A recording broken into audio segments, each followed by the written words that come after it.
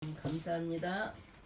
오늘 말씀은 사도행전 성경의 사도행전 2장 42절로 47절에 있는 말씀입니다. 사도행전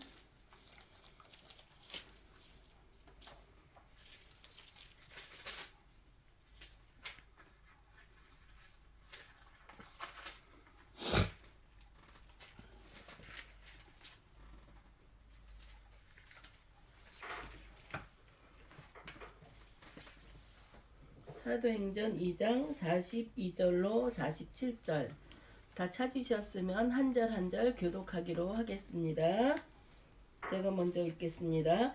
그들이 사도의 가르침을 받아 서로 교제하고 떡을 떼며 오로지 기도하기를 힘쓰니라. 사람마다 두려워하는데 사도들로 말미암아 기사와 표적이 많이 나타나니 믿는 사람이 다 함께 있어 모든 물건을 서로 통용하고 또 재산과 소유를 팔아 각 사람의 필요를 따라 나눠주며 날마다 마음을 같이하여 성전에 모이기를 힘쓰고 집에서 떡을 떼며 기쁨과 순전한 마음으로 음식을 먹고 하나님을 찬미하며 또 온 백성에게 칭송을 받으니 주께서 구원받는 사람을 날마다 더하게 하시니라. 아멘.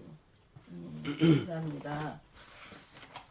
오늘도 우리가 지난주는 선거하느라고 나라가 들떠 있었죠. 그리고 내가 원하는 지지자가 되기 위해서 많이 기도들도 했었고 많이 이제 그분을 위해서 우리 지역에 나온 국회의원을 위해서도 많이 기도도 했었고 그랬는데 정말 내가 기도하고 원하는 저는 솔직히 얘기했지만 선거가 끝났으니까 국민의힘을 지지했지만 그렇게 안 됐어요. 그래서 막 마음이 많이 상했는데 속상했어요. 그냥 상한 정도가 아니라 너무 많이 상했는데 순간적으로 마음에 오는 게 너는 너 할 일을 다 했다. 네가 기도를 했고 하나님 우리가 지금 국회의원 선거를 하는데 하나님이 합당한 사람을 뽑아달라고 했지 그러지 않았냐. 그리고 너는 너 할 일을 다 했다. 네가 원하는 사람이 되지 않았더라도 그 가운데 하나님이 뜻이 있다. 이 말씀이 생각나는 순간에 마음이 편안해졌어요. 다 내려놨어.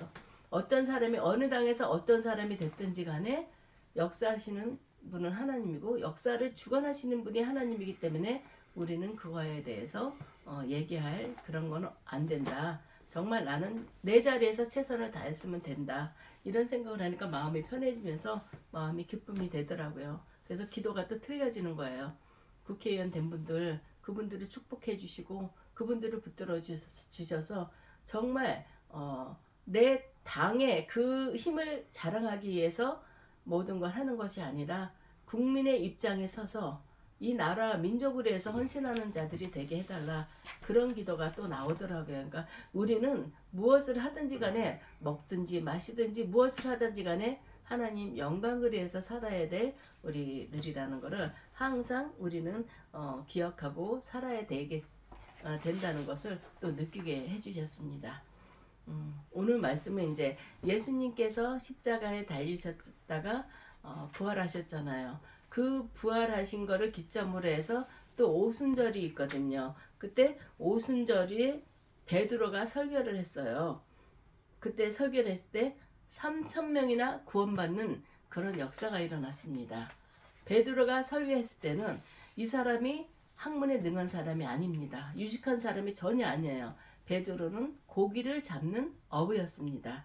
그렇지만 이 사람이 설교를 했을 때 3,000명이나 구원받았다는 것은 놀라운 일입니다.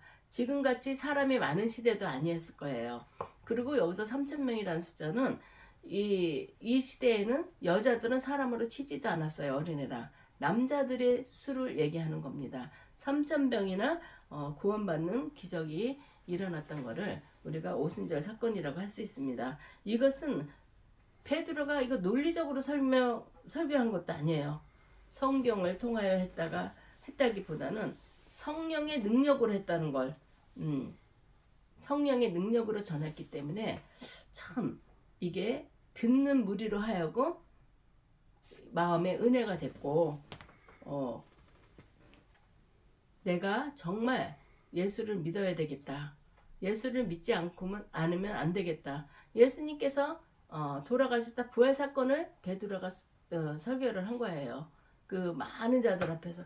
그랬더니 그자들이 성령의 감동을 받아서 마음의 문이 열려서 3,000명이나 나도 예수를 믿겠습니다. 이렇게 얘기했던 것입니다. 우리가 가서 제자 삼으라는 명령에 예수님께서 다시 너희 올 것을 내가 예배하러 간다 이렇게 가시면서 너희들은 가서 너희들은 제자를 삼으라고 얘기했어요. 그래서 예수의 복음을 전하게 하기 위해서 그런 말씀을 하셨습니다. 그럼 우리가 복음을 전할 때도 내가 할 수 있는 건 아무것도 없습니다. 하나님을 의지해야지 돼요. 각 사람마다 그 사람이 어떤 사람인지는 나는 모릅니다. 그렇지만 내 안에 성령님께서 이 사람한테는 이렇게 전해라 이 마음이 오기 때문에 우리는 성령의 충만함을 받고 복음을 전해야 됩니다. 우리가 전도대가 밖에 나가서 전도하기 전에 전도하는 시간은 1시간일지 모르지만 이 전도를 나가기 전에 예배 드리고 기도하는 시간은 이거보다 더 커요. 왜 그러냐면 우리가 성령으로 충만해져야만이 온전한 예수를 증거할 수 있기 때문에 성령에 충만해야지만에 성령의 인도를 받을 수 있기 때문에 우리는 그렇게 하면서 전도하는 것을 볼 수 있습니다. 성령이 충만하지 않으면 형식적인 것밖에 안 돼요. 그래 교회에서 오늘도 전도 나오랬으니까 가야지. 그리고 느슬느슬 다니고 전도지 주면서 교회 나오세요. 교회 나오세요. 교회 나오시라는 거. 교회를 전하기 이전에 예수 복음을 먼저 전해야 되는 게 우리의 기본이라고 생각이 됩니다. 예수님을 믿는지 안 믿는지 물어본 다음에 저희 교회는 어디에 있습니다. 말씀도 좋고 은혜가 넘칩니다. 하고 전하는 것이지 예수는 뒤로 가고 우리 교회 나오세요. 우리 목사님 잘생겼어요. 우리 목사님 설교 잘하세요. 그러는 거는 좀 어린애들과 같은 그런 내용이죠. 근데 우리는 성령의 충만함을 받기 위해서 항상 우리는 기도해야 되고 하나님을 의지해야 됩니다. 오늘 본문은 초대교회 성도들이 신앙생활을 어떻게 했는지를 소개하고 있습니다. 오늘 제목도 우리는 초대교회처럼 신앙생활을 해야 된다고 제목을 정해봤습니다. 초대교회 성도들이 신앙생활을 어떻게 했는지를 알아야만이 우리도 본받을 수가 있다는 것입니다. 여기서 42절에 보면은 그들이 사도의 가르침을 받아서 서로 교제했다고 했습니다. 또 떡을 떼며 오로지 기도에 힘쓰니라 이렇게 얘기를 했습니다. 여기서 우리는 4가지를 알 수 있죠. 사도의 가르침을 받았어요. 그 다음에 서로 교제했고 그 다음에 떡을 뗐고 그 다음에 오로지 기도에 힘쓰니다. 이것은 초대교회의 4가지 신앙생활을 소개하고 있는 것입니다.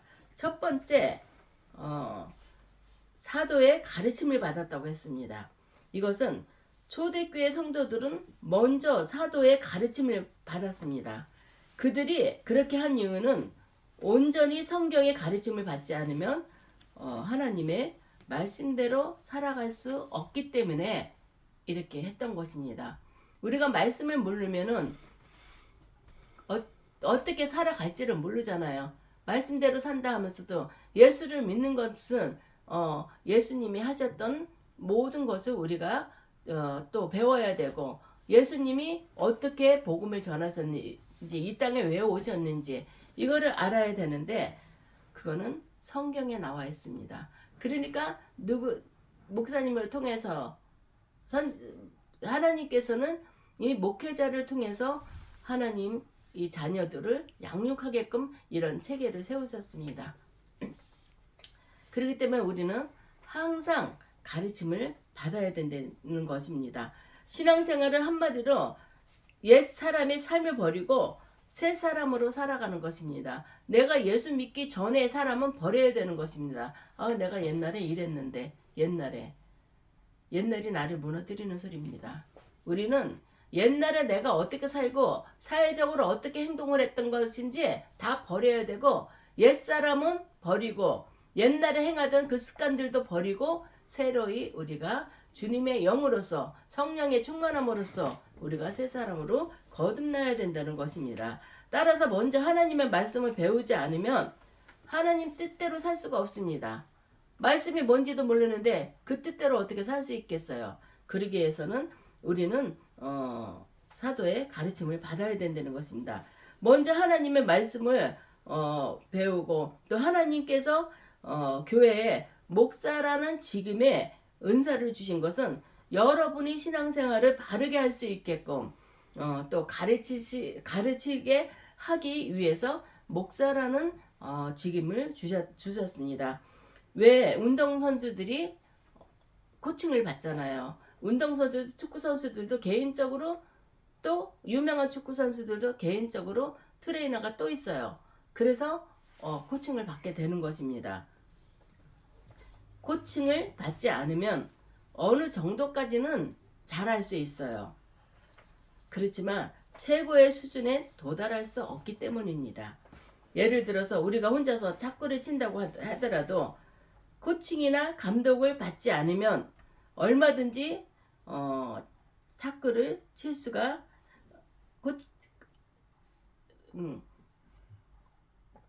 우리가 코칭이나 감독을 받지 않아도 얼마든지 칠 수는 있어요. 그렇지만 우리가 코칭을 받게 된다면 훨씬 더 잘 칠 수 있다는 것을 우리는 알아야 됩니다. 그냥 똑딱볼은 치겠죠. 그렇지만 우리가 보면은 똑딱볼 말고 스카이 서브라는 것도 있고 뭐 하는 거 보면 참 신기해. 우리 친구들이 한때는 고등학교 때 탁구장을 계약을 하고 그걸 치러 다녔어요. 멋있더라고요. 막 모르는 똑딱볼 자체가 아니라 정말 그것도 멋있어요. 코칭을 받기 때문에 그렇게 할 수 있다는 것입니다. 우리는 내가 뭐를 잘한다 하더라도 우리는 우리 자신을 제대로 못 봐요. 그렇기 때문에 단점을 보완하기 위해서는 코치나 감독의 기량을 본받게 되는 것입니다. 그래서 처음에는 별로 차이가 없지만 코칭을 받느냐 받지 않느냐에 따라서 엄청난 차이가 난다는 것을 우리는 알 수 있습니다. 아멘. 스스로 우리가 성경을 읽고 또 기도하고 교회 다니면 신앙생활은 할 수 있습니다. 그렇지만 목사로부터 훈련을 받지 않으면 균형 잡힌 신앙생활을 할 수 없다는 것입니다. 우리도 건강하려면 밥 잘 먹으면 된다고 그러지만 탄수화물에 치우치면은 몸이 균형 잡힌 몸이 되지가 못해요. 5대 영양소라 그러나 4대 영양소라 그러나 우리는 그거를 탄수화물, 단백질, 지방, 무기질 이런 것을 다 골고루 섭취해야지만 균형 맞는 그런 영양 섭취를 할 수 있는 것처럼 모든 것도 그렇게 훈련을 받지 않으면 할 수 없다는 것을 우리는 알게 됩니다. 자칫 우리가 신앙생활 한다고 교회 다니고 성경 본다고 그러지만 그렇게 균형 잡힌 신앙생활 하지 못하면은 이단에 빠질 수가 있습니다. 이단들은 지금 곳곳에 얼마나 진일치고 있는지 몰라요. 호수공원만 가도 그 하나님 교회 거기서 하나님 어머니가 있다는 거예요.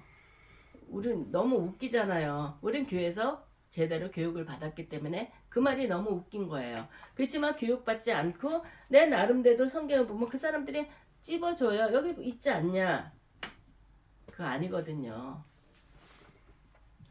근데 거기서는 이단에서는 그거 하나만 가지고 자기네들이 그거를 안상홍이 하나님 아버지라고 그랬는데 안상홍이 죽었잖아요. 그 안상홍 철을 갖고 하나님 어머니라고 그래갖고 자기 명맥을 이어가기 위해서 이렇게 악한 짓을 하는데 사람들은 그걸 모르고 정말 지식인들이 거기에 빠진다는 생각을 하면 너무 안타깝습니다.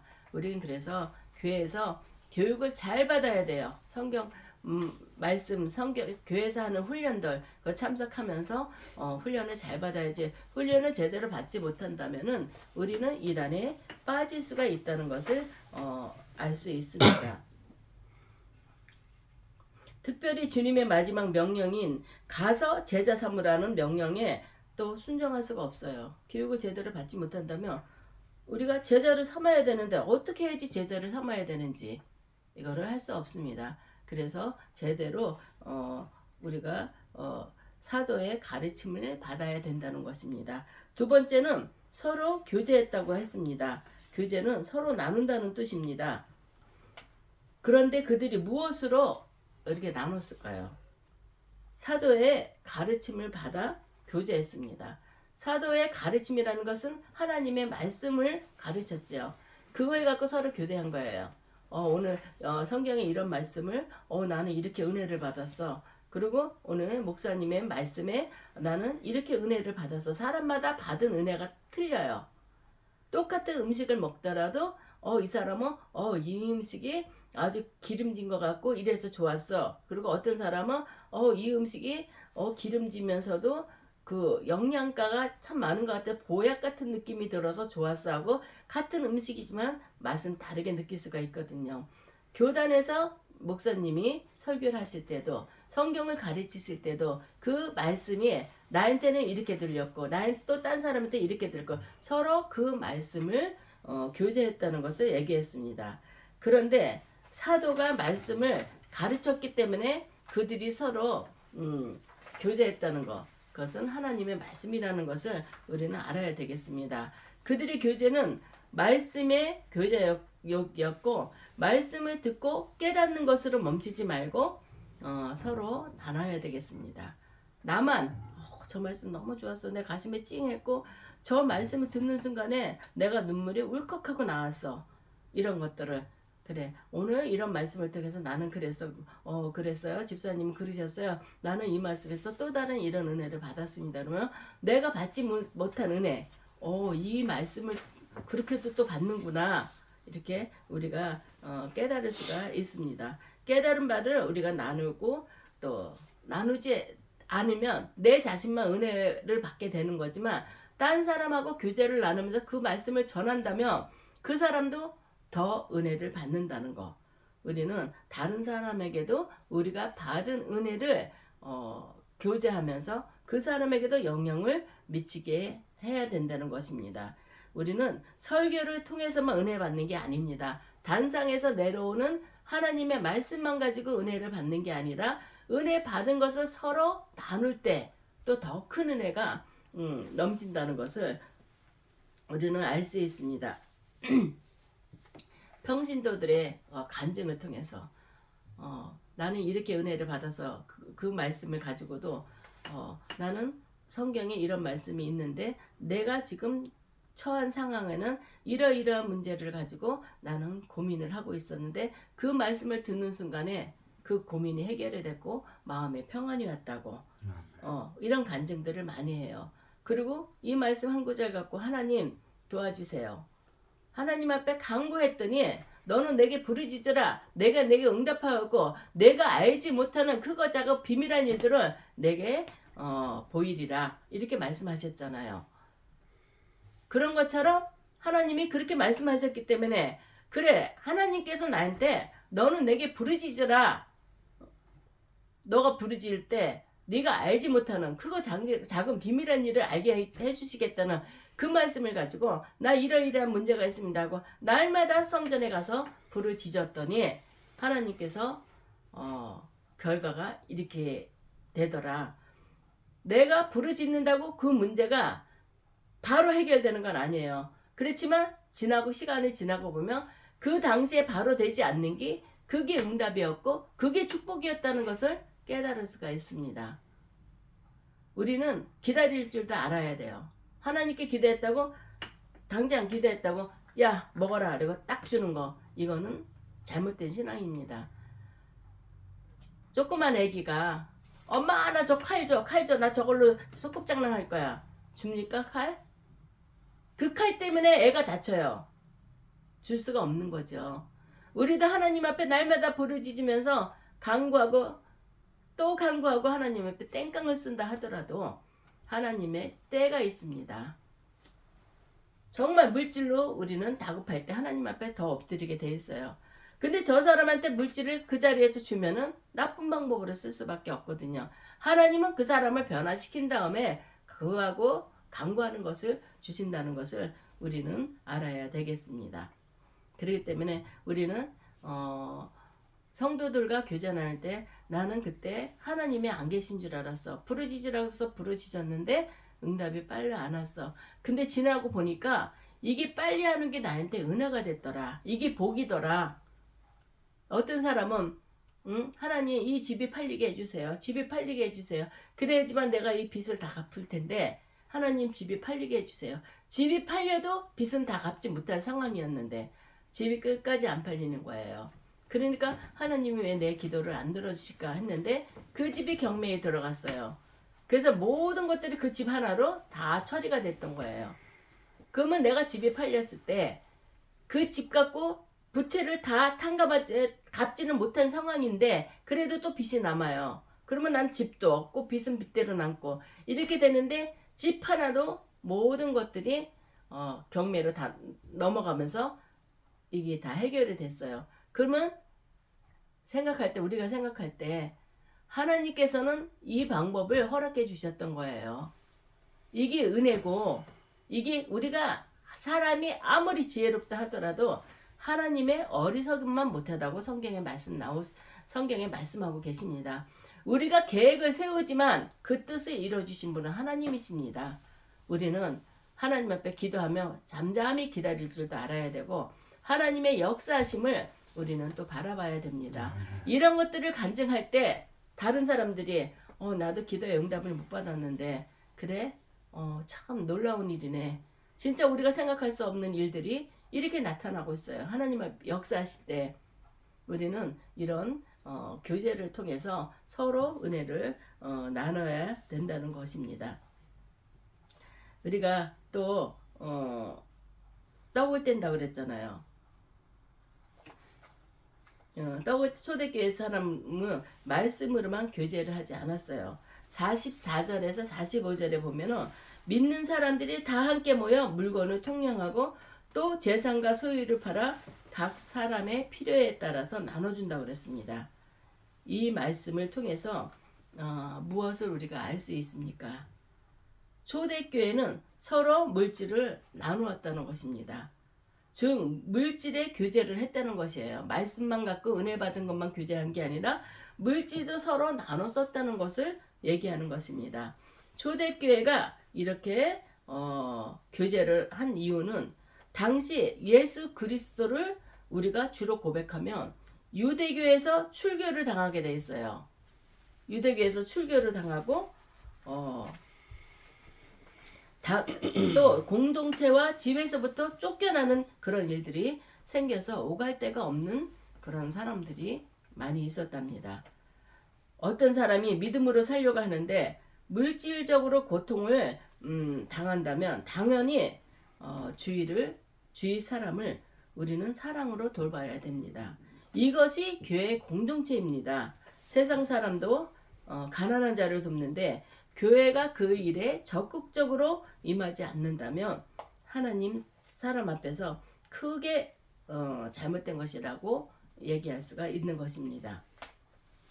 그런데 우리의 현실은 어떻습니까? 자신이 복을 받는 데만 관심을 갖지 다른 사람의 고통에는 크게 관심을 쏟지 않습니다.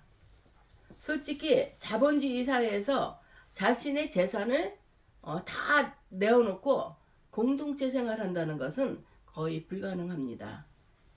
그러나 작은 공동체에서는 그게 가능하지요. 우리같이 이렇게 여기서 외부 사람이 몇 명 들어와서 더 교회 예배를 드린다 하면은 적은 공동체니까 저 집에 숟가락이 몇 개라는 것까지도 알 수가 있을 거예요. 그렇게 되면 저 집이 밥을 먹는지 죽을 먹는지 저 집이 진짜 너무 어려워 그러면 슬쩍 가서 쌀이라도 사다 놓고 오게 되고 작은 공동체에서는 그게 가능하지만 큰 공동체에서는 그게 힘들다는 것을 얘기할 수가 있습니다. 우리는 입으로만 사랑한다고 말하지 말고 우리가 생명같이 여기는 물건을 서로 나눠야 된다는 것입니다. 입으로 사랑한다는 거. 배고픈 사람한테 라면이라도 끓여 먹어. 그 라면 끓이는 거 쉽잖아. 없는 사람한테 라면 끓여 먹으라는 그 얼마나 정말 우리 생각해도 저런 말을 하면 안 되는 건데 그 없는 사람 내가 라면 끓여 먹을 줄 몰라서 못 먹냐? 없으니까 못 먹지. 그렇게 얘기할 수가 있는 것입니다. 우리는 입으로서만 사랑한다 사랑한다. 그래 내가 너네를 위해서 집사님네를 위해서 엄청 기도해. 기도만 하면 뭐예요? 저 집이 굶는지 밥을 먹는지 죽을 먹는지도 모르는데 우리가 기도하면서도 성령의 음성을 들어가면서 서로 교제하고 서로 도울 수 있어야 된다는 것을 성경은 말씀하고 있습니다. 우리가 주님을 팔아먹은 은 30에 주님을 팔아먹은 가룟 유다도 예수님한테 가서 샬롬 평안하시냐고 물어보고 예수님의 볼에 뽀뽀도 했어요. 겉으로는 그렇지만 그 속마음에서는 내가 예수를 팔면 은 30냥을 받아서 내 거가 되는데 그 마음을 가지고 있으면서 예수님은 그거 다 알아요. 우리 이런 식으로 이중인격을 쓰면 안 된다는 것입니다. 하나님의 사랑이 우리가 거짓을 얘기를 하면서 어떻게 하나님의 사랑이 내 안에 들어올 수 있겠느냐 생각하게 됩니다. 우리는 혀로만 사랑하지 말고 행실과 진실함으로 우리는 사랑해야 된다는 것입니다. 세 번째는 떡을 떼었다고 그랬어요. 초대교회 성도들은 집에서 떡을 떼었다고 말하고 있습니다. 그런데 여기서 떡을 떼었다는 것은 우리가 성만찬 할 때, 성찬식 할 때 우리가 포도주랑 카스테라, 그 예수님의 살과 피를 상징하는 거. 예전에 그거를 떡을 띄는 데가 있어서 그냥 이렇게 큰 케이크보다는 큰 빵 같은 거를 서로가 조금씩 한 입 크기를 떼어서 이렇게 성찬하는 데도 있었지만 이제 간단하게 해서 카스테라를 조그맣게 해서 깍두기 모양으로 우리가 그거를 성찬식에 참여하게 됩니다. 그거를 의미하는 떡을 떼었다는 것은 우리가 성찬식을 의미하는 것인지 식사한 것을 의미하는 것에 대해서는 학자들 간에 정말 의견이 분분해요. 그러나 이 두 가지는 모두 가능했다고 봅니다. 왜냐하면 초대교회는 집이 곧 교회였고 교회가 곧 집이었어요. 그렇기 때문에 그런 것도 가능하다고 얘기를 할 수 있는 것입니다. 그들은 은혜 받는 말씀을 교제하듯이 육의 양식을 가지고 사랑을 나누었던 것을 알 수가 있습니다. 음식으로 교제하면 무엇보다도 더 친해져요. 우리가 밥 한번 먹고 나면 그 사람하고 더 친해지잖아요.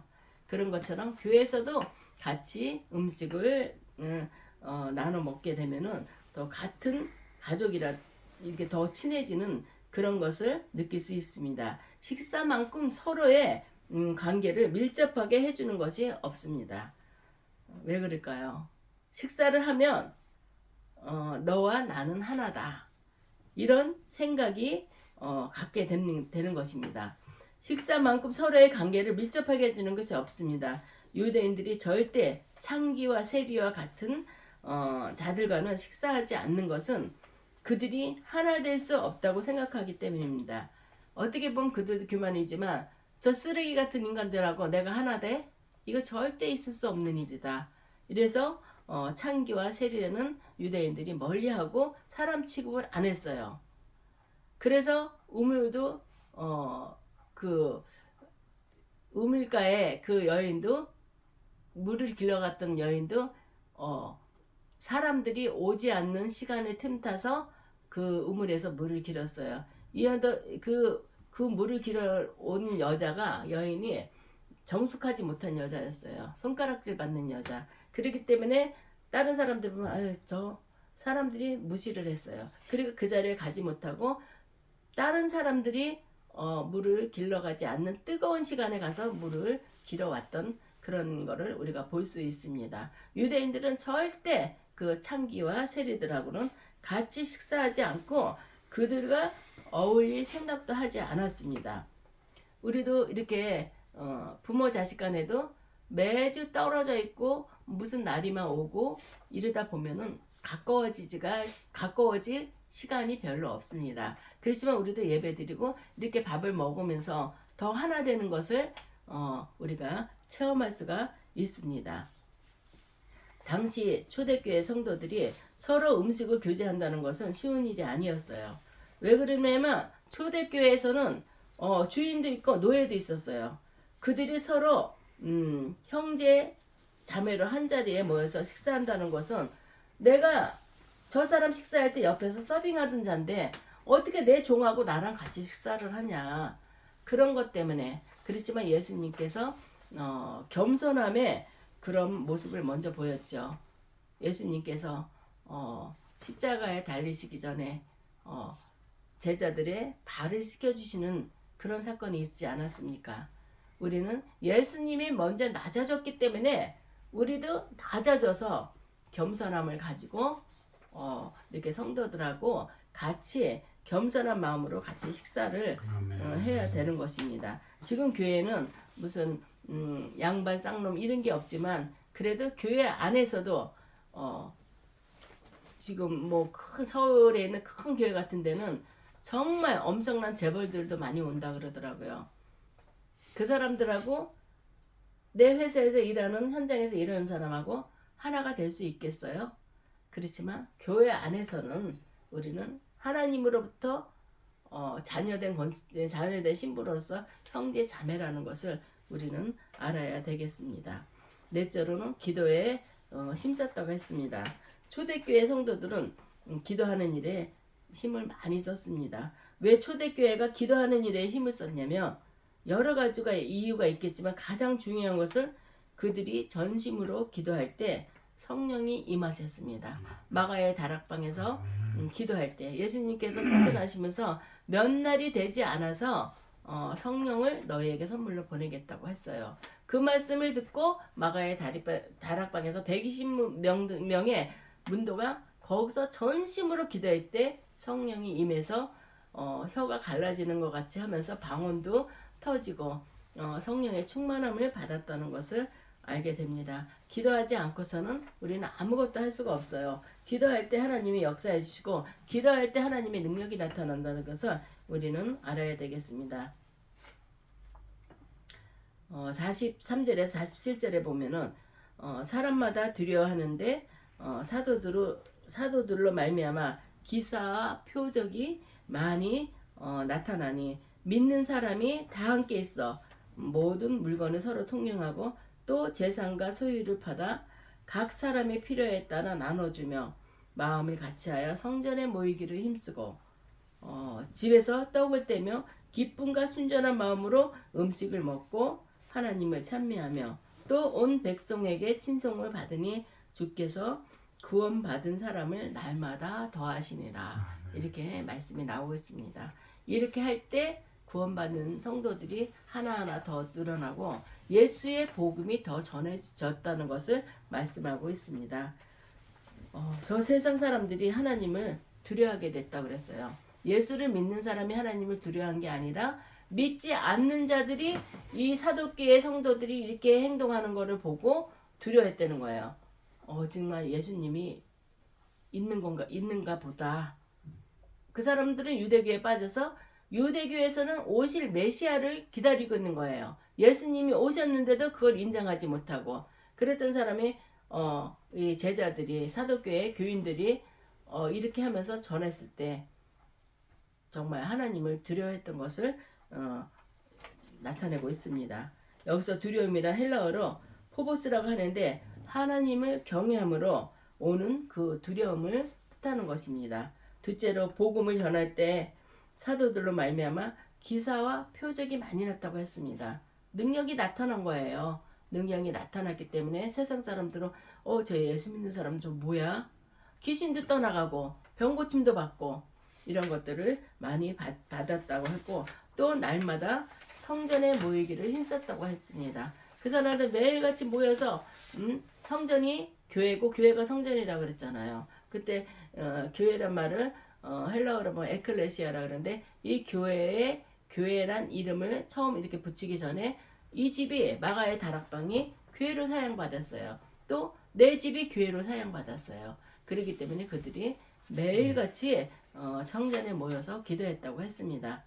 우리들도 주일만 교회 모이는 게 아니라 지금은 우리가 밖으로 나가 있지 않아서 주일 이렇게 낮 예배만 한번 드리지만 수요 예배도 드려야 되고 새벽 예배도 드려야 되고 날마다 주님 전에 나오는 것을 우리는 기뻐해야 됩니다.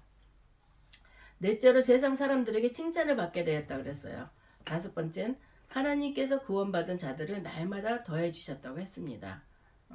이런 역사는 사람의 힘과 능력으로 일어난 것이 아닙니다. 이것은 우리의 힘으로 하는 것이 아니고 우리의 능으로 하는 것이 아니다.